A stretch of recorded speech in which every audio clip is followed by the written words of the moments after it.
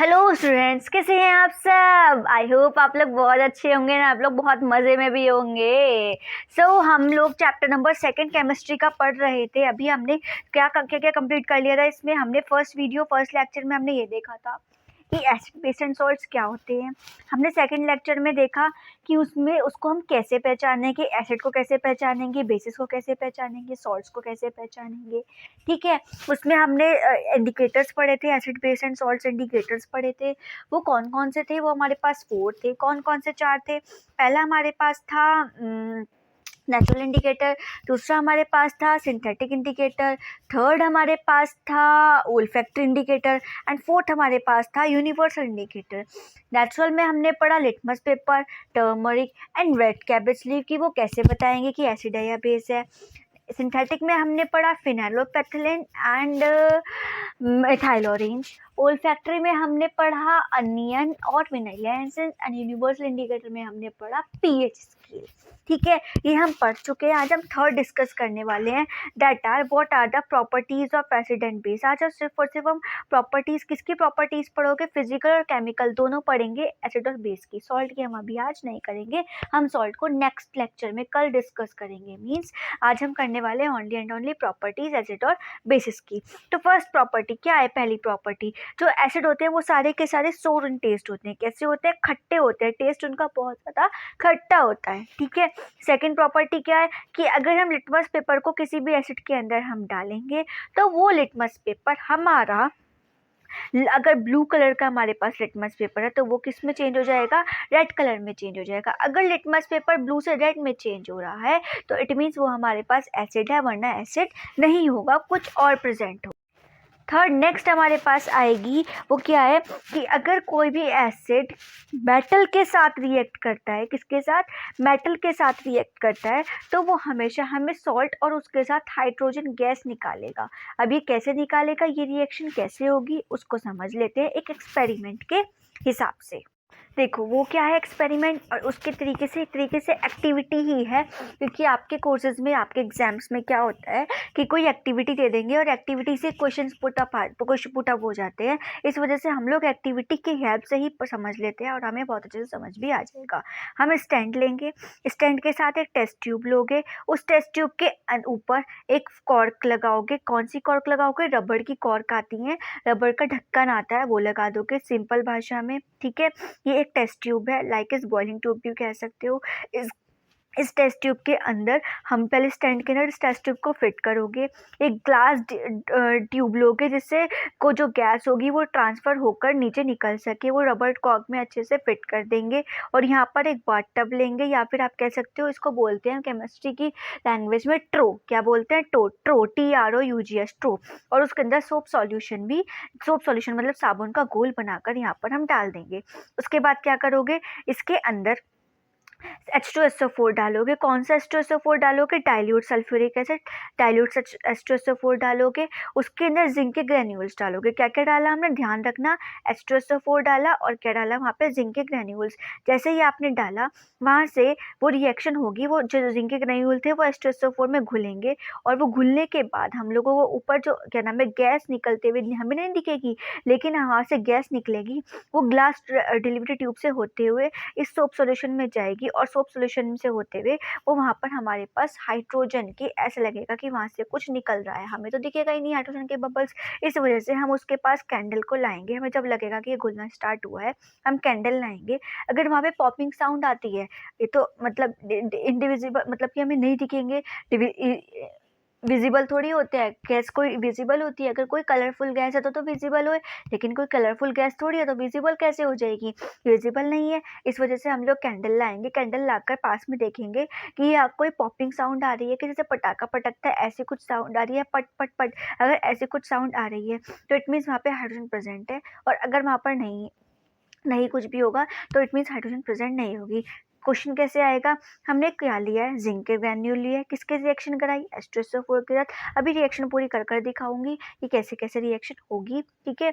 उसके बाद एक क्वेश्चन यहाँ से बहुत इंपॉर्टेंट है, सोप सॉल्यूशन क्यों लिया है, why we taking soap solution. हम नॉर्मल वाटर भी तो ले सकते थे, वाटर के अंदर भी तो हाइड्रोजन गैस पास हो सकती थी, वो भी तो ऊपर आ सकती थी, नहीं वो ऊपर नहीं आती, ये तो सोप सॉल्यूशन के बबल्स की वजह से ऊपर उड़कर आ जाएगी, लेकिन अगर वाटर होता तो वो वहीं पर ही क्या हो जाती, शांत हो जाती, इस वजह से वो ऊपर नहीं आ पाती, कैसे, वो पानी के अंदर ही फंस जाती।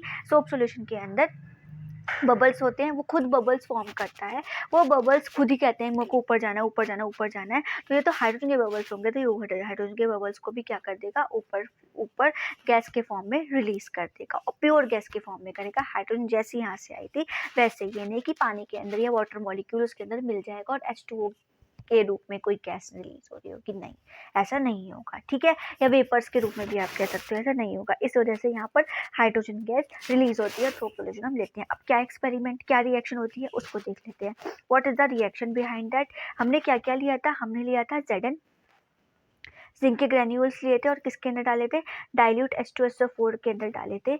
आपको मैंने रिएक्टिविटी सीरीज कराई थी, कौन सी रिएक्टिविटी सीरीज, करीना ने सॉरी करीना ने कार मांगी, ऑल्टो जेन, फरारी, पतिदेव ने हंसकर, Zn H, Zn मतलब जिंक, H मतलब हाइड्रोजन, ये बहुत नीचे है, जब ये बहुत नीचे है तो ये हाइड्रोजन इसको Zn इसको डिस्प्लेस कर देगा, जब Zn को डिस्प्लेस करेगा तो क्या बना देगा, ZnSO4 प्लस हाइड्रोजन गैस वहाँ से रिलीज हो जाएगी। क्लियर है, यहाँ पर हमारे पास क्या बन गया, जिंक सल्फेट का सॉल्यूशन बन जाएगा और हाइड्रोजन गैस वहाँ से निकल ही रही थी। ये एक्टिविटी है, ज़रूर आती है, बहुत इंपॉर्टेंट है, ध्यान से रखना कि मैंने क्या क्या कैसे कैसे पढ़ाया था। ओके, नेक्स्ट एक चीज़ और, एक क्वेश्चन और आता है कि जैसे फॉर एग्जांपल कोई खट्टा सामान होता है, लाइक इस कॉपर क्या नाम है, कर्ड हो गई, दही हो गई, या फिर कोई खट्टी चीज़ हो गई, लाइक इस विनेगर है, लेमन जूस है, या ऑरेंज का जूस है, कोई भी फूड स्टफ है जो कि खट्टा है, खट्टा हो सकता है या खट्टा ही है, खट्टा होता है, हम उसको मेटल का वेसल, इन द सेंस कि हम लोग उसको कॉपर या फिर किसी ब्रास के, तांबे के बर्तन में क्यों नहीं रखते, बिकॉज ये कॉपर क्या, वहाँ पर क्या प्रेजेंट है, कॉपर, और हमने क्या रखा है वहाँ पे, क्या रखोगे आप लोग वहाँ पे, कोई फूड स्टफ जो कि लिक्विड सब्सटेंस में होगा, वो कॉपर उसके साथ रिएक्ट कर कर हमें क्या प्रोड्यूस करा सकता है, एक पॉइजनस सब्सटेंस प्रोड्यूस करा सकता है, एक पॉइजनस चीज़ प्रोड्यूस करा सकती है, जिस वजह से हमारी हेल्थ बहुत ज़्यादा बिगड़ सकती है। इस वजह से हम किसी भी चीज़ को क्या नाम है, किसी भी एसिड को कह सकते हो एसिड ही कहेंगे, क्योंकि सारे के सारे खट्टे सब्सटेंस के अंदर सिट्रिक एसिड या लैक्टिक सिट्रिक एसिड ही प्रेजेंट होता है मेनली, ऑरेंज का जूस है या विनेगर है या कर्ड है, सबके अंदर विटामिन सी ही प्रेजेंट होता है, खट्टी चीज़ें प्रेजेंट होती है, इस वजह से वो रिएक्शन कर सकती है और रिएक्शन कर कर हमें बहुत ज़्यादा क्या पॉइजनस चीज़ प्रोड्यूस कर सकती है। दैट्स वाई हम इसको किसी भी कॉपर के वेसल में नहीं रखते खट्टे सामान को, ठीक है। नेक्स्ट हमारे पास थर्ड हो गई, हमारे पास कौन सी, अगर कोई भी मेटल एसिड के साथ रिएक्शन करता है तो वो हमें क्या देता है, सॉल्ट और हाइड्रोजन गैस को रिलीज करता है। इसकी हमारी पास आती है fourth reaction, what is this, अगर कोई भी एसिड किसी भी बेस के साथ रिएक्शन करे, कोई भी एसिड किसी बेस के साथ रिएक्शन करे तो वो भी हमें क्या देगा, सॉल्ट एंड वाटर देगा, सॉल्ट या फिर वाटर देगा। हम यहाँ पर बेस की जगह पर एल्कली भी ले सकते हैं, ठीक है। बताते ना एल्कलीज क्या होते हैं इसी चैप्टर में, अगर कोई भी बेस पानी के अंदर घुल जाता है तो वो एल्कली है, लेकिन सारे के सारे एल्कलीज के सारे के सारे बेस नहीं घुलते, इस वजह से सारे के सारे एल्कली बेस नहीं होते हैं, ठीक है। हमने यहाँ पर बेस लिया NaOH और यहाँ पर हमने एसिड लिया HCl, ठीक है। अब Na देखो फिर से Na ऊपर है और यहाँ पर हमारे पास हाइड्रोजन नीचे है, हाइड्रोजन जब नीचे Na ऊपर है तो ये इसको डिस्प्लेस कर देगा और डिस्प्लेस कर कर क्या बना देगा, NaCl, और यहाँ पर हमारे पास क्या निकल जाएगा, H2 है, H2 और एक हुआ है, एक H2O, वाटर यहाँ से रिलीज हो जाएगा, वाटर का फॉर्मूला होता है H2O। जब एसिड मेटल के साथ रिएक्शन कर रहा था तो सॉल्ट और क्या नाम है आपका हाइड्रोजन गैस रिलीज हो रही थी, जब कोई भी बेस रिएक्शन करता है तो वहाँ से वाटर रिलीज होता है, इतना बात ध्यान रखना। क्लियर है, समझ में आई बात, इसमें कहीं तो कोई दिक्कत अगर होगी तो प्लीज़ मेरे को बता देना, ठीक है। नेक्स्ट हमारे पास आता है fifth reaction, that is fifth reaction क्या है, इंपॉर्टेंट है, बहुत ज़्यादा ध्यान से समझना।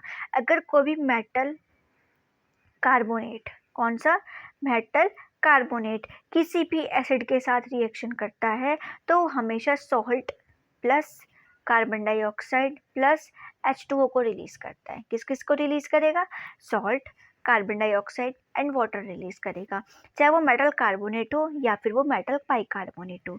Metal by carbonate, metal by carbonate का मतलब कि बीच में इसके एच आ जाए। मेटल हाइड्रोजन कार्बोनेट भी कह सकते हो, मेटल हाइड्रोजन कार्बोनेट, तो वो एसिड के साथ रिएक्शन कर क्या देगा, salt, carbon dioxide and water देगा। फॉर एग्जाम्पल इसकी रिएक्शन कौन सी होगी देख लेते हैं।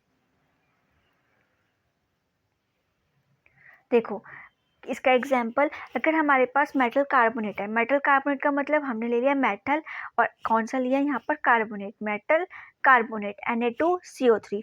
जब भी मेटल कार्बोनेट की रिएक्शन किसी भी एसिड के साथ होती है, हमने यहाँ पे HCl ली है, HCl के 2 मॉलिक्यूल्स लिए, जब भी रिएक्शन होगी Na फिर से हाइड्रोजन को डिस्प्लेस कर देगा क्योंकि Na ऊपर होता है, हाइड्रोजन नीचे होता है, तो क्या बना देगा ये हमारे पास Na और Cl बना देगा और वहाँ से क्या निकलेगा, कार्बन डाइऑक्साइड और H2O निकलेगा। कैसे पता चला कि कार्बन डाइऑक्साइड निकल रहा है, आप किसी भी कोल्ड ड्रिंक की बॉटल को शेक करोगे तो वहाँ से जब बॉटल का जो कैप है उसको ओपन करते हो तब वहाँ से बहुत ब्रिस्क, मतलब एक तरीके से झाग के रूप में एक तरीके से गैस नहीं निकल रही होती, उसको बोला जाता है ब्रिस्क। जब वो ऐसा कुछ हो रहा था उसको बोलते हैं ब्रिस्क एफरवेसेंस निकल रही है, एफरवेसेंस वहाँ से रिलीज हो रही है।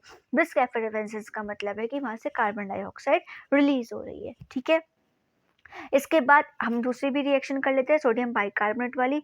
जब भी कोई NaHCO3 रिएक्शन करेगा एसिड के साथ, HCl के साथ, तो वो हमें क्या प्रोड्यूस कराता है, NaCl ही निकलेगा, कार्बन डाइऑक्साइड ही निकलेगा और H2O ही निकलेगा, और कुछ वहाँ से नहीं रिलीज होगा। इतना बात ध्यान रखना। इसके बाद इसकी रिएक्शन के बाद इस कार्बन डाइऑक्साइड, जो यहाँ से कार्बन डाइऑक्साइड निकल रही होगी, इस कार्बन, बहुत इंपॉर्टेंट है, केसेस हैं इसके 2 केसेस, कि जो हमारे पास ये कार्बन डाइऑक्साइड है, इस कार्बन डाइऑक्साइड को यहाँ से उठाओगे, CO2 को यहाँ से किसी भी टेस्ट ट्यूब के अंदर इकट्ठा करोगे, लोगे, उसकी रिएक्शन कैल्शियम हाइड्रोक्साइड के साथ कराओगे। किसके साथ, ये केस फर्स्ट है इसका, इसके साथ कराओगे, कैल्शियम का हाइड्रोक्साइड के साथ कराओगे। एक चीज़ याद रखना, सोडियम बाइकार्बोनेट लिया था, सॉरी मेटल बाइकार्बोनेट बोलूँगी, मेटल हाइड्रोजन कार्बोनेट लिया था और मेटल हाइड्रोजन कार्बोनेट यहाँ से रिलीज होगा। जब भी आप किसी भी कार्बन डाइऑक्साइड को कैल्शियम हाइड्रोक्साइड के साथ, या फिर आप कह सकते हो इसको स्लेट लाइम वाटर के साथ, क्या बोलेंगे, लाइम वाटर के साथ रिएक्शन कराते हैं, तो वहाँ पर क्या बनता है हमेशा, सी, ये कितने हैं, ओ 1 2 है ना, 2, और Hp कितने हैं, 2 हैं, दोनों चीज़ें 2 2 हैं। CO2, ये Ca और O तो एक साथ रहेगा। इस O के रिएक्शन, O कितने हो गए, O 3 और कार्बन कितना 1, क्या बन जाएगा, Ca, कार्बन 1 है, C और O कितने हैं 3, O3, कैल्शियम कार्बोनेट बनाएगा और वहाँ से क्या रिलीज हो जाएगा, H2 और O, H2 और वहाँ से रिलीज हुआ।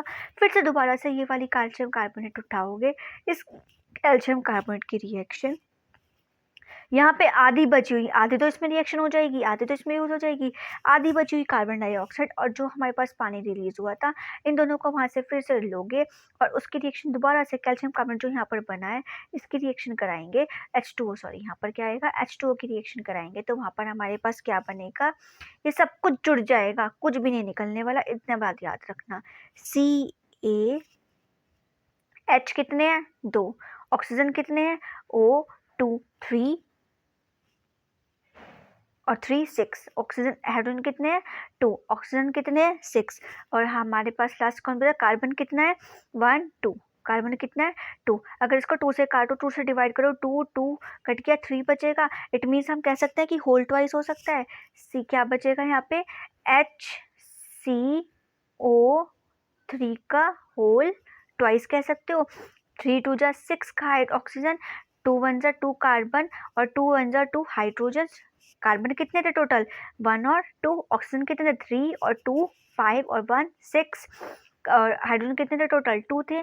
हमने क्या करा, हमने यहाँ पर लिखा और उसको पूरे को 2 से डिवाइड कर दिया। जब आपने 2 से डिवाइड किया, 2 से डिवाइड करने पर सब कुछ कट के यहाँ पर कितने बचे, 3, ऑक्सीजन कितने हैं 3 लिख दिए, कार्बन कितने था 1 लिख दिया, हाइड्रोजन कितना था 1 लिख दिया। किसे डिवाइड करा, 2 से, और उसको हमने यहाँ पर लिख दिया। इसको क्या बोलेंगे, calcium bicarbonate, calcium bi carbonate, twice voice नहीं, calcium bicarbonate, only calcium bicarbonate. हमने ये क्यों किया? क्योंकि ये सॉल्युबल नहीं था, हमें ऐसा सब्सटेंस चाहिए था जो कि सॉल्युबल हो पानी में। इस वजह से ये, इसकी वजह से NaCl भी हमें क्लियर नहीं मिलेगा। हमें वो चीज़ चाहिए थी, ऐसा सॉल्ट चाहिए था जो पानी में घुल जाए। इसी वजह से हमने ये रिएक्शन करी और यहाँ पर एक कंपाउंड बनाया है जो कि पानी में सॉल्युबल है, पानी में घुल सकता है, पूरा तरीके से घुल जाएगा, लेकिन वो मिल्की। यहाँ पर आपके पास अभी भी हमें कार्बन डाइऑक्साइड पूरे तरीके से निकालना था, इस वजह से हमने ये रिएक्शन करी। जब हमने रिएक्शन करी तो हमको बिल्कुल सॉल्युबल कंपाउंड मिला। क्लियर, समझ में आई बात? नेक्स्ट कुछ इंपॉर्टेंट पॉइंट्स हैं यहाँ पर हमारे पास। वो क्या क्या इंपॉर्टेंट पॉइंट्स है उसको देख लो। वो नोट वाली बात है कि अगर आप क्या नाम है, आपको बहुत ज़्यादा गैस बन रही है, HCl आपके पेट में बहुत ज़्यादा है, आप वहाँ पे अगर इनो की जगह पे अपना क्या नाम है पैसे वो करने के लिए, कम करने के लिए, क्योंकि इनो का पैकेट भी यार आजकल कम से कम 8-9-10 से ज़्यादा बहुत 8-9-10 रुपए से कम का नहीं आता। इस वजह से हम उसको करने के लिए, हमें पैसे बचाने के लिए अगर हम पानी के अंदर बेकिंग सोडा डाल लें, ठीक है, और वो ले लो, वो डाला हमने अपने पेट में, पिया, और जैसे आप पियोगे हमारा जो भी गैस बन रही होगी वो क्या हो जाएगी, वहाँ पे बिल्कुल होनी बंद हो जाएगी, न्यूट्रलाइज कर देता है। बिकॉज बेकिंग सोडा HCl के साथ रिएक्शन कर क्या कर देता है, हमारे पेट में जो गैस बन रही होती है उसको ख़त्म कर देता है। क्लियर है बात? समझ आए इतनी बात? नेक्स्ट पॉइंट इसमें हमारे पास है, जो भी हमारे पास अगर क्या नाम है यहाँ पर तो HCl ले लो। HCl यहाँ पर हमने जब मेटल कार्बोनेट के साथ रिएक्शन कराई थी, किसके साथ कराई थी? मेटल कार्बोनेट के साथ एसिड की रिएक्शन कराई थी, तो हमें क्या मिल रहा था? सॉल्ट और वाटर मिल रहा था। हमने HCl लिया, H2SO4 तो नहीं लिया, या और कुछ तो नहीं लिया। हम यहाँ पे H2SO4 भी ले सकते हैं, सब कुछ ले सकते हैं, लेकिन अगर H2SO4 लोगे तो वो हम डाइल्यूट ले सकते हैं, हम कंसनट्रेट नहीं ले सकते, क्योंकि वो फिर रिएक्शन नहीं कर पाएगा। इस वजह से जब भी आप डाइल्यूट सल्फ्यूरिक एसिड की मेटल कार्बोनेट के साथ, डाइल्यूट H2SO4 की मेटल कार्बोनेट के साथ, या मेटल बाइकार्बोनेट के साथ, MCO3 के साथ, मेटल इसका मतलब है मेटल हाइड्रोजन कार्बोनेट के साथ, किसी के साथ भी रिएक्शन कराते हो तो हमें वहाँ पे क्या मिलेगा? हमें वहाँ पर क्या नाम है इसके, जब भी H2SO4 के साथ रिएक्शन कराओगे तो हमें वहाँ पर मेटल के सल्फेट मिलेंगे। क्या मिलेंगे? मेटल के सल्फेट, क्योंकि मेटल इसको डिस्प्लेस कर देगा और मेटल सल्फेट बन जाएगा और वहाँ से कार्बन डाइऑक्साइड और वाटर रिलीज हो जाएगा। ठीक है, क्लियर, समझ आई? नेक्स्ट पॉइंट हमारे पास है कि अगर आप लोग देखोगे कैल्शियम कार्बोनेट CaCO3 जो हमने अभी बनाया था वो हमें डिफरेंट फॉर्म्स में मिलता है। वो किस किस फॉर्म में मिलता है? 4 फॉर्म्स में मिलता है। पहला लाइमस्टोन की फॉर्म में, किसकी फॉर्म में? लाइमस्टोन की, मार्बल की फॉर्म में, चॉक की फॉर्म में, और लास्ट वन इज जो हमारी एग की शेल होती है, ऊपर वाली शेल, वो भी कैल्शियम कार्बोनेट की ही बनी होती है। इसलिए डॉक्टर्स बोलते हैं एग में प्रोटीन, विटामिन बहुत कुछ है, मिनरल्स हैं, एंड पहली बात कैल्शियम बहुत ज़्यादा अमाउंट में होता है, इसलिए इनको एग खिलाओ, इनके अंदर कैल्शियम की कमी है इस वजह से। दैट्स वाई हमें एग शेल के इसलिए हमें एग शेल खाने के लिए बोला जाता है। ठीक, नेक्स्ट हमारे पास आता है कि अगर हमारे जो कार्बन डाइऑक्साइड रिलीज हो रही है, बार बार निकल रही है, यहाँ से ऊपर भी निकली थी, उसके बाद हमने दोबारा ली थी, ये कार्बन डाइऑक्साइड का बहुत इंपॉर्टेंट रोल है। वो क्या? कार्बन डाइऑक्साइड गैस जो भी कोई बर्निंग सब्सटेंस होता है उसको बुझाने में, मतलब अगर कहीं से कोई जल जाए या कुछ भी हो जाए, कोई चीज़ जल रही है, मतलब हमें नहीं जल रही थी, कपड़ा जल गया, कुछ भी जल गया, उसको बुझाने के लिए कार्बन डाइऑक्साइड यूज़ की जाती है। ठीक सॉरी। नेक्स्ट हमारे पास है जो हमारे सारे के सारे बेसिस होते हैं। हमने यहाँ पर ये तो बोल दिया कि क्या नाम है, मेटल कार्बोनेट के साथ एसिड रिएक्ट कर रहा है, मेटल कार्बोनेट के साथ मेटल कार्बोनेट बोल लो या फिर मेटल बाइकार्बोनेट बोल लो, MHCO3 बोल लो, इसके साथ कभी भी कोई भी बेस रिएक्ट नहीं करता। ठीक है, कभी भी रिएक्ट नहीं करेंगे, बेसिस कभी भी रिएक्ट नहीं कर सकते। ठीक है, जो बेसिस हैं वो सिर्फ और सिर्फ मेटल, जो बेसिस हमारे पास होंगे वो सिर्फ और सिर्फ मेटल्स के साथ तो रिएक्शन कर सकते हैं, वो भी कुछ मेटल के साथ, सारे मेटल्स के साथ नहीं। लेकिन एसिड सारे ही मेटल्स के साथ कर सकते हैं, और एसिड मेटल कार्बोनेट और मेटल हाइड्रोजन कार्बोनेट के साथ भी रिएक्शन करता है। ठीक है, ये थे कुछ इंपॉर्टेंट पॉइंट्स। नेक्स्ट हमारे पास आएगा सिक्स्थ। हमने फिफ्थ कर ली, कौन सी करिए, जब भी कोई मेटल कार्बोनेट एसिड के साथ रिएक्शन करता है तो वह salt plus carbon dioxide plus water हमें देता है। अब आती है बात मेटल ऑक्साइड की। कौन से ऑक्साइड की? मेटल ऑक्साइड की। जब भी मेटल ऑक्साइड किसी भी एसिड के साथ रिएक्शन करते हैं तो देंगे वो सब सॉल्ट ही दे रहा है, कोई कुछ एक्स्ट्रा नहीं दे रहा। बस यहाँ पे भी जो बेस रिएक्शन कर रहा था किसके साथ, जब एसिड रिएक्शन कर रहा था मेटल कार्बोनेट के साथ, तब भी वो मेटल कार्बोनेट के साथ कह रही हूँ जो हमने उससे पहले वाली रिएक्शन करी थी।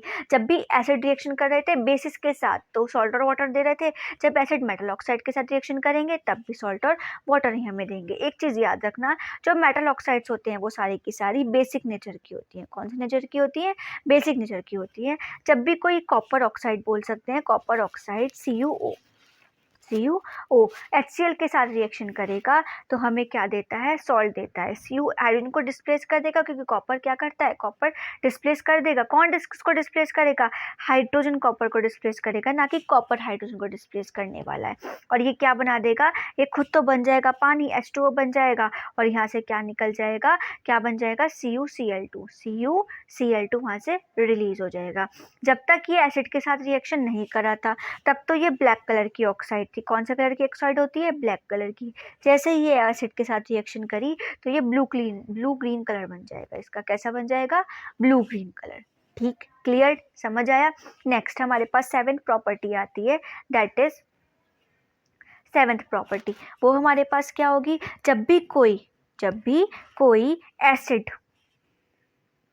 कोई एसिडिक करेक्टर वाला नेचर अगर किसी भी बेस के साथ रिएक्शन करेगा। देखो एक चीज़ इसको करने से पहले आप एक चीज़ समझो, जो मेटल ऑक्साइड थी, मेटल ऑक्साइड वो कैसी थी? नेचर में बेसिक थी। तो सारी की सारी नॉन मेटल ऑक्साइड्स होती हैं, वो कैसी होती हैं? नॉन मेटल ऑक्साइड कैसी होंगी? एसिडिक होंगी। सीधी सी बात है। जब मेटल ऑक्साइड बेसिक तो नॉन मेटल ऑक्साइड कैसी होगी? नेचर में एसिडिक।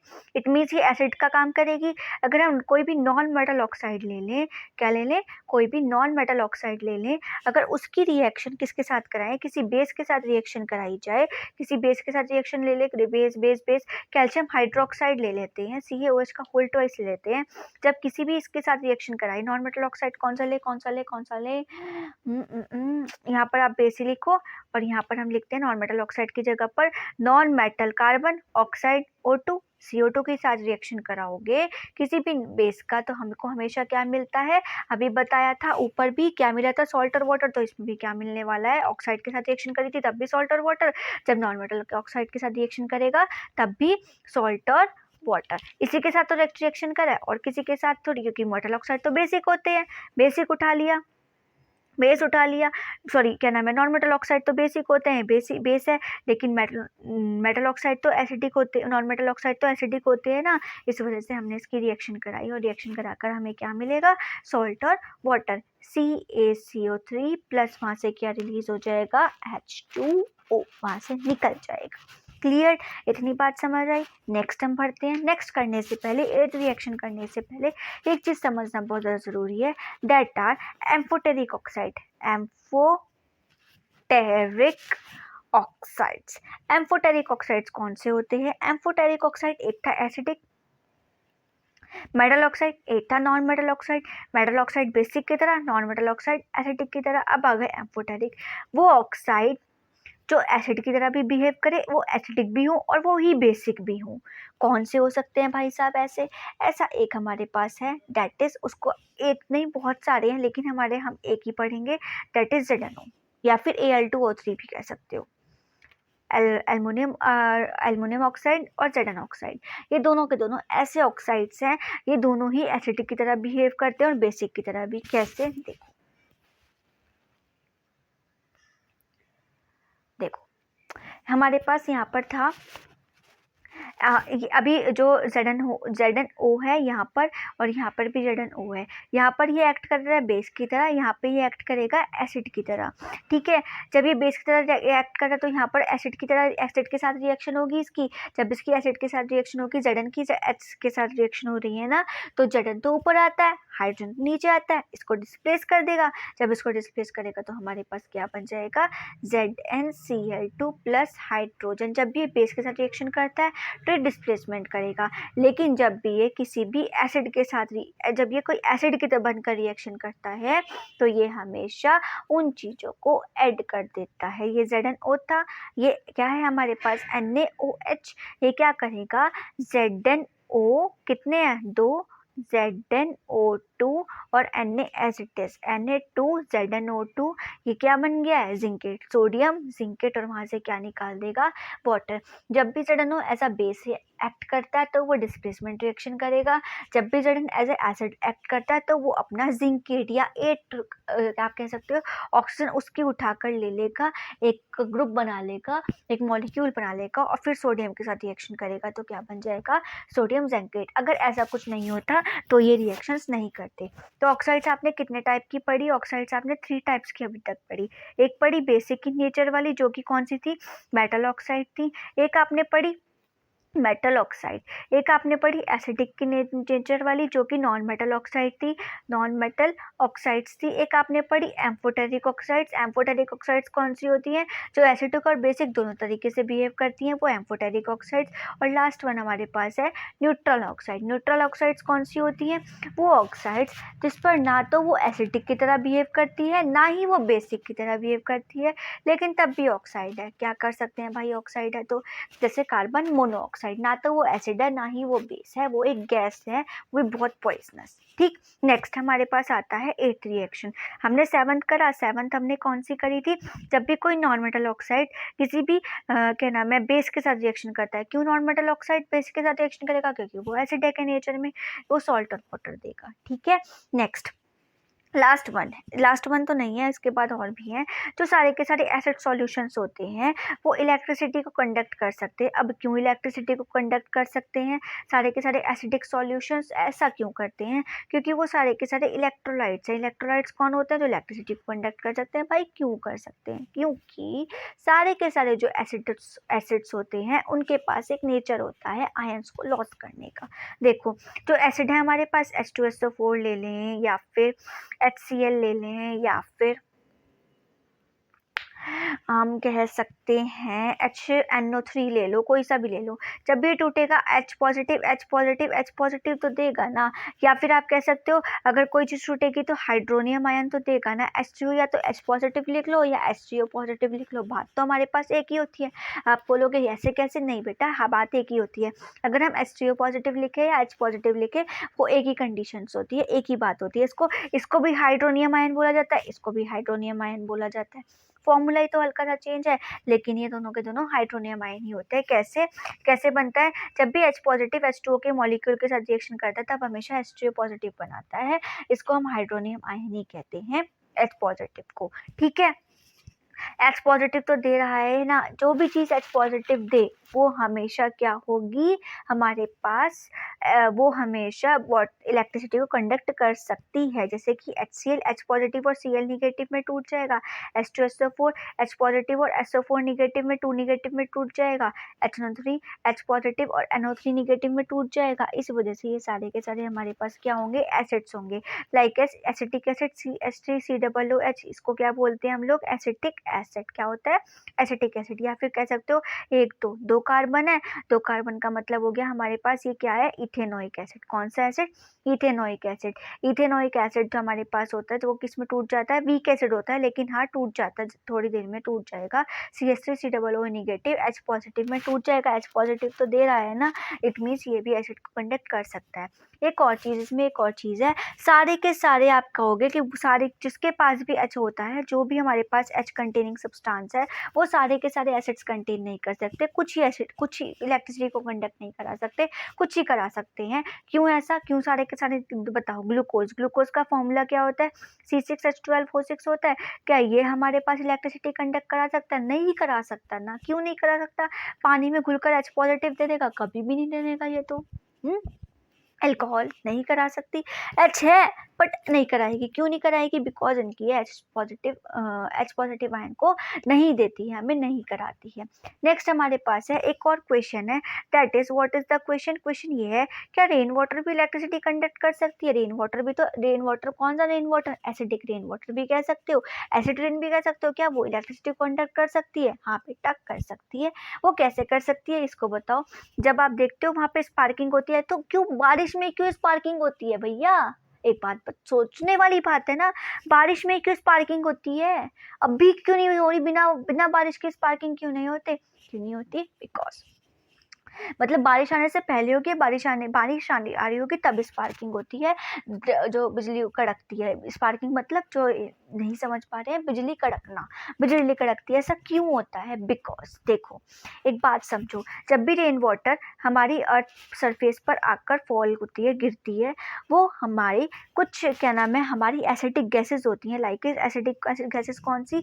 एसिडिक गैसेस का मतलब हमारे पास यहाँ पर है metal oxides, sorry non metal oxides. कौन सी oxides? Non metal oxides. Non metal oxides में कौन आ सकता है? कार्बन डाइऑक्साइड आ सकता है, SO4 आ सकता है। नॉन मेटल ऑक्साइड ही है ना, नॉन मेटल ऑक्साइड ही है ना।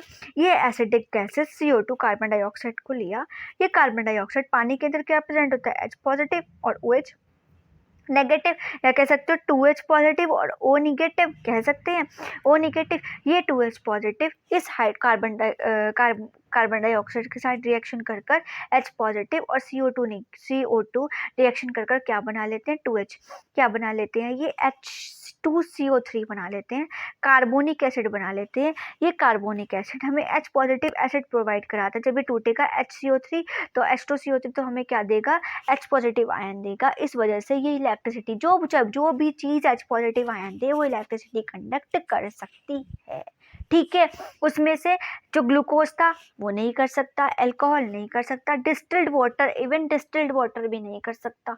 इतनी चीज़ याद रखना, जो डिस्टिल्ड, जो छना हुआ पानी जो बाजारों में बॉटल्स में मिलता है, वो भी नहीं कर सकता, क्योंकि इसमें से सारे मिनरल्स वगैरह सब कुछ निकल जाते हैं। इस वजह से वो भी H पॉजिटिव आयन को नहीं दे पाता है। ठीक है, नेक्स्ट एक और क्वेश्चन है इससे रिलेटेड, दैट इज हमारे पास HCl है। ठीक है, अगर HCl गैस है तो उसके पास आयंस होंगे या नहीं होंगे? अगर गैस है तो HCl गैस क्या हाइड्रोजन आयन को दे सकती है या नहीं दे सकती? नहीं बेटा, HCl कभी भी अगर गैस की फॉर्म में है तो वो H पॉजिटिव आयन को नहीं रिलीज करती, क्योंकि उसका बिहेवियर एसिडिक नहीं होता।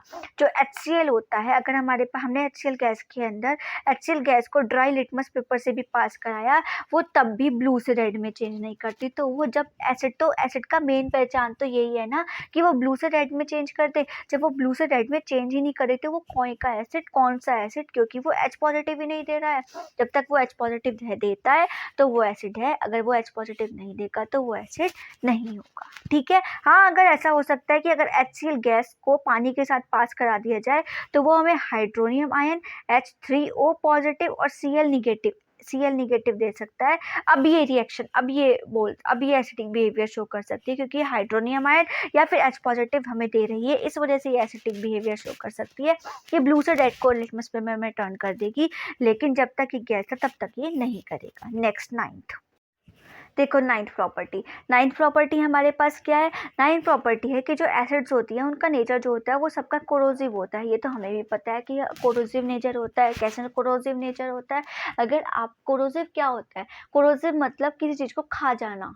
जैसे दीमक दीवार को खा जाती है, कोरोड कर देती है, दिमाग को खोखला कर देती है, उसको दीवार को, वॉल को खोखला कर देती है। ऐसे ही एसिड किसी भी मेटल को कोरोड कर सकता है, बहुत हार्मफुल होता है। इस वजह से हम लोग इसको सिरेमिक्स या फिर ग्लास के बर्तनों में रखते हैं। ग्लास के जो मटेरियल बने हुए होते हैं उन कंटेनर्स में स्टोर करके रखा जाता है।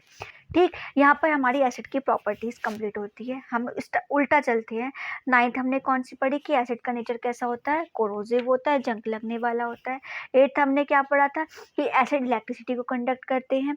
क्या नाम है, 7th हमने क्या पढ़ा था कि जो सारे के सारे नॉन मेटल ऑक्साइड्स होते हैं, कौन से होते हैं, नॉन मेटल ऑक्साइड्स होते हैं, वो अगर किसी बेस के साथ रिएक्शन करेंगे, क्यों बेस के साथ, क्योंकि इनका नेचर कैसा होता है, एसिडिक होता है, किसी भी बेस के साथ रिएक्शन करेंगे तो हमेशा सॉल्ट और क्या देंगे, वाटर देंगे। उसके पहले क्या पढ़ा हमने 6th वाली रिएक्शन में, अगर हमारे पास कोई भी मेटल ऑक्साइड है, कौन सी ऑक्साइड है, मेटल ऑक्साइड, जनरली कैसी होती है मेटल ऑक्साइड, बेसिक नेचर की होती है, ये एसिड के साथ रिएक्शन करती है तो हमेशा क्या देगी, ये भी सॉल्ट और वाटर ही देगी और कुछ नहीं देगी।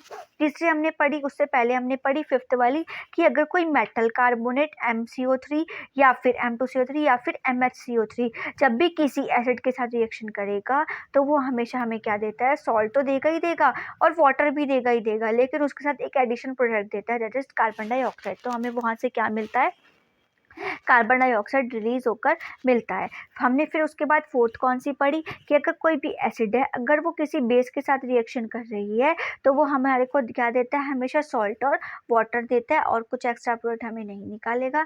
3rd हमने क्या पढ़ा कि अगर हमारे पास कोई भी एसिड है, अगर वो मेटल के साथ रिएक्शन कर रहा है तो वो हमेशा हमें क्या प्रोडक्ट देगा, सॉल्ट देगा और वहाँ से क्या रिलीज होगी, हाइड्रोजन गैस।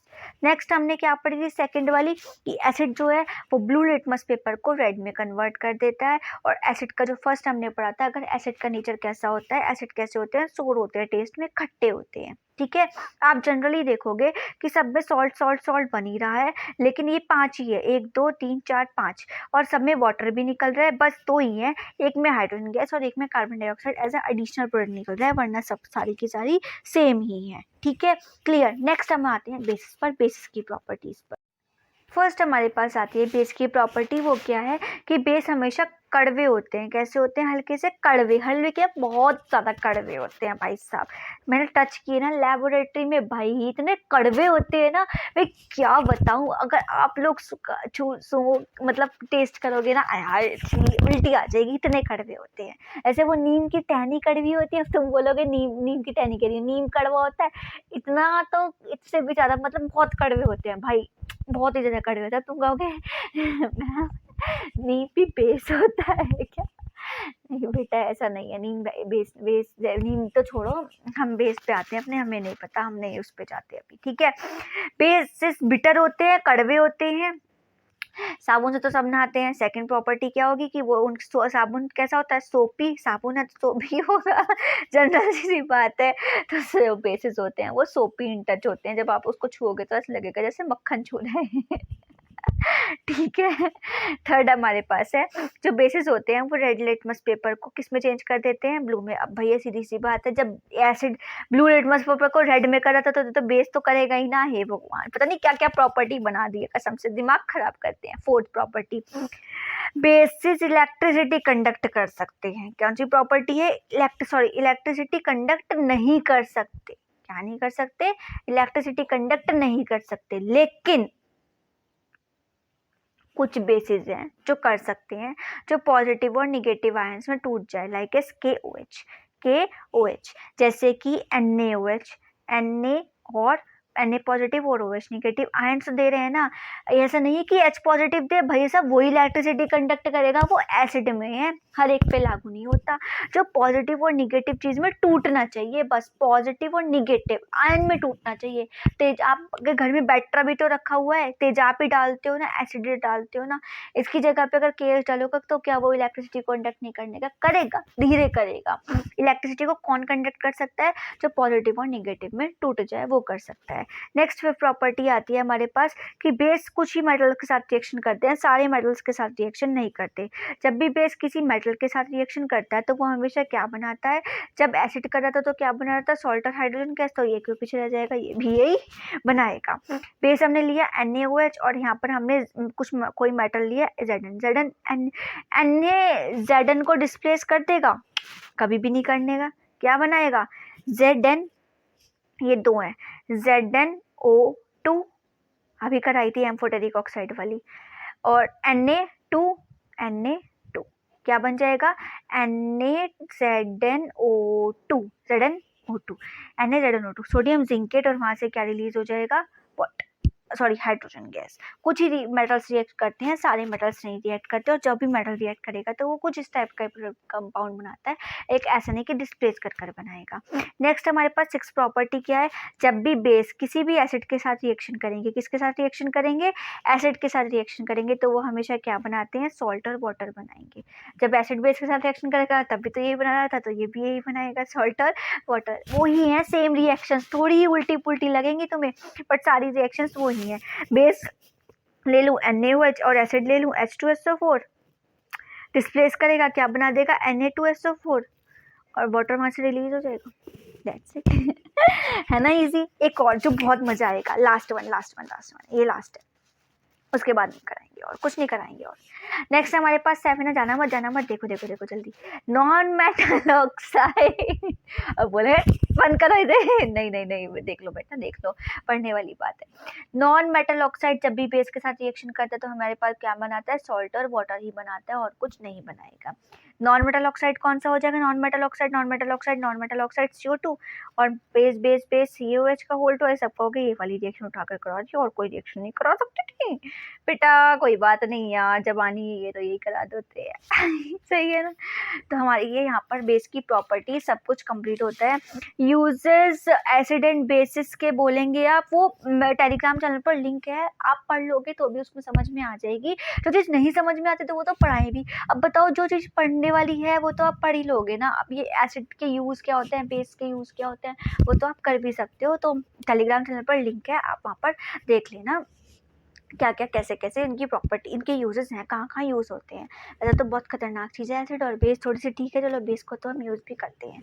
चलिए कल हम सॉल्ट पढ़ाएंगे, कल सॉल्ट पढ़ते हैं, और ये चैप्टर कल कंप्लीट हो जाएगा। फिर उसके बाद में केमिस्ट्री का 3rd chapter metal and non metals वाला चैप्टर कराकर वो भी कंप्लीट। फिर कार्बन, 4 चैप्टर्स हैं आपके, 2 कंप्लीट हो जाएंगे कल, 1 कंप्लीट हो चुका है, 1 कल कंप्लीट हो जाएगा। और फिर उसके बाद नेक्स्ट चैप्टर हम स्टार्ट करेंगे मेटल एंड नॉन मेटल। तो प्रिपेयर करते रहो, पढ़ते रहो, खुश रहो, मस्त रहो, अच्छे से पढ़ो, नाटंकी नहीं, अच्छे से पढ़ो। Bye bye guys, see you again.